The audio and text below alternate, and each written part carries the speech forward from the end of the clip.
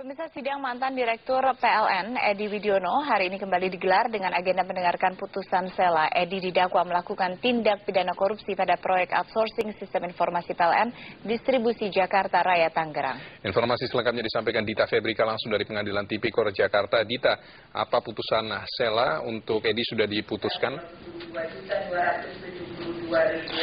Ya, Ralf, memang dalam sidang mantan Direktur Utama PT PLN yakni Edi Widiono menyatakan bahwa dalam putusan sela ini tadinya majelis hakim memutuskan untuk menolak eksepsi ataupun keberatan dari terdakwa dan tetap melanjutkan sidang perkara ini dengan agenda selanjutnya yakni mendengarkan keterangan saksi. Ketua Majelis Hakim Pengadilan Tindak Pidana Korupsi tadi Cokorda Rey Suamba menyatakan atas berbagai pertimbangan eksepsi terdakwa dari Edi Widiono ditolak. Sebelumnya memang pada tanggal 23 Agustus kemarin tim penasihat hukum telah mengajukan eksepsi dan meminta terdakwa Edi Widiono dibebaskan dari perkara dan juga tahanan.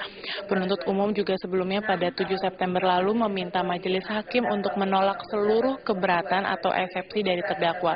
Dan akhirnya tadi majelis hakim memutuskan bahwa keberatan atau eksepsi terdakwa ditolak dan sidang kasus korupsi proyek outsourcing Customer Information System Rencana Induk Sistem Informasi PLN Disjaya Tangerang dengan PT Netwe Utama tetap dilanjutkan.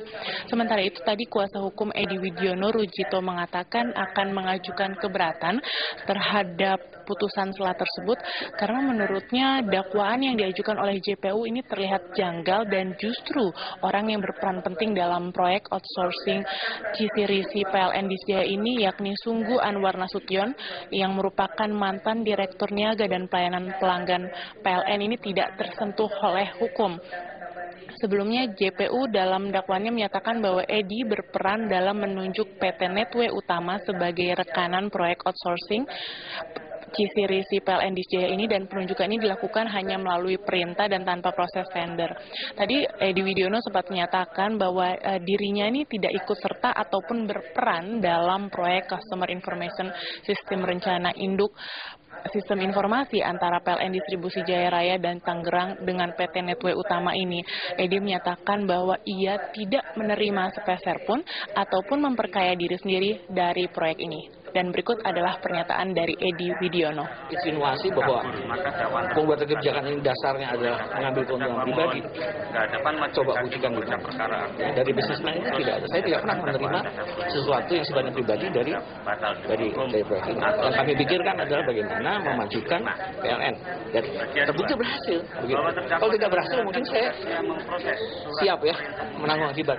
Tapi karena ini berhasil, manfaatnya baik. Saya bertanya-tanya dalam hal saya tidak akan gunakan istilah rekayasa ya, karena ini betul-betul karena ketidaktahuan saya. Kok bisa begitu? Tiba-tiba yang atas dijadikan tersangka dalam proses ini, padahal